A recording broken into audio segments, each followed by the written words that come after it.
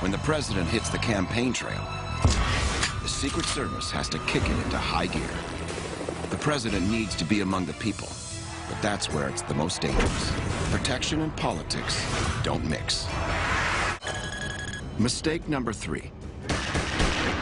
Even after Kennedy is shot 3 times, the untrained guards let Sirhan break free. He grabs his pistol and takes control of the room, again. That wouldn't happen now. Martial arts expert Martin Wheeler demonstrates how Secret Service agents could eliminate a threat and keep it that way. I'm going to use Ken here as the protectee, and I'm going to be the bodyguard. What we're looking for is mainly you're looking for their hands, you're looking for someone who's acting not quite like everybody else, or if they're masking what they're doing. So someone bringing up the weapon, you've got to control them, get them into a position where you can at least control their hands, see what it is they're doing. If I can, I'm going to access my own weapon. I don't know if theirs is going to work. For Secret Service agents, it's not about being a stronger fighter. It's about fighting smarter. They know how the body works and how to use those biomechanics to get results. In one swift movement, Wheeler uses the barrel of the gun like a lever to take it. Then, by manipulating his elbow, gets the attacker to the ground.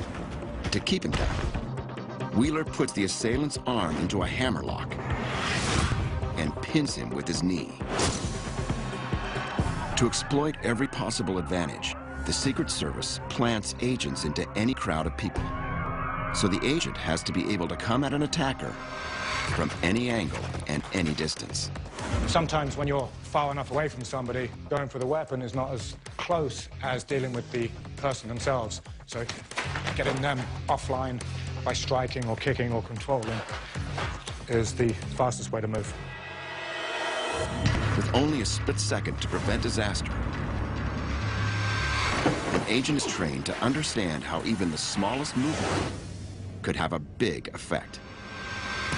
There's some ways of working when you're working against tendons where it'll open up the finger, and so it makes it harder for them to pull the trigger.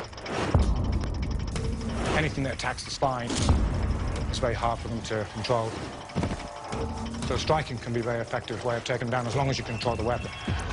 And to control the weapon, you have to control the wrist. Generally, when you're taking a gun out of somebody's hand, the first things you want to do is try and get the line of fire from the target.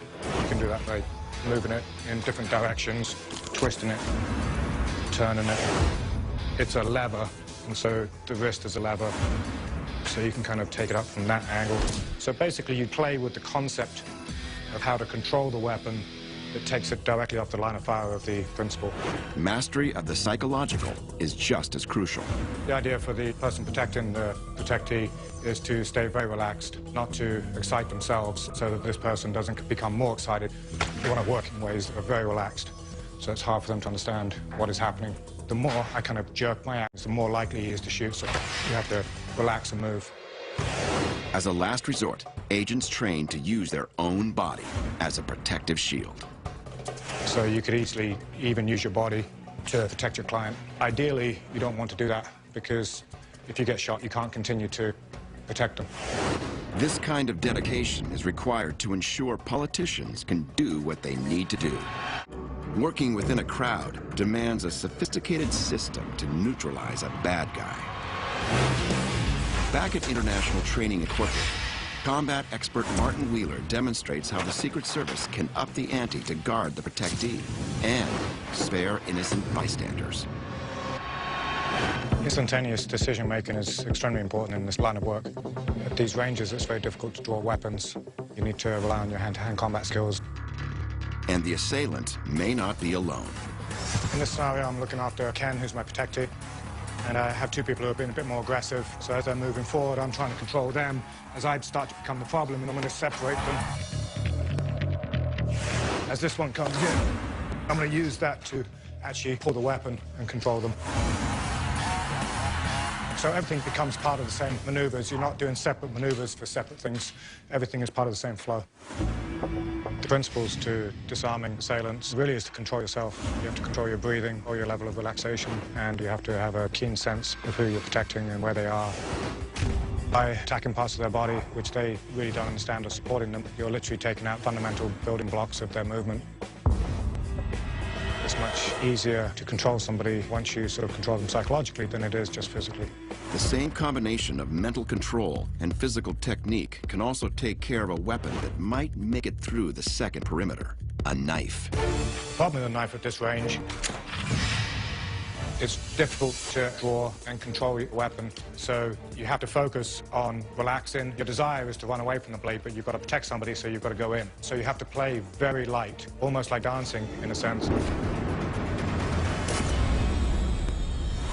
As the attacker lunges, Wheeler diverts the knife, tips the assailant's head, and controls him with an arm lock. You're sort of playing off the ability of them to literally control themselves, but do it in a way so it's hard for them to understand what is happening to them. Much of the strategy is psychological, remaining calm, outthinking the assailant. Part of it is how you actually present yourself. Do you need to make them feel intimidated or relaxed? You know, there's so many things that you can do to start to control somebody.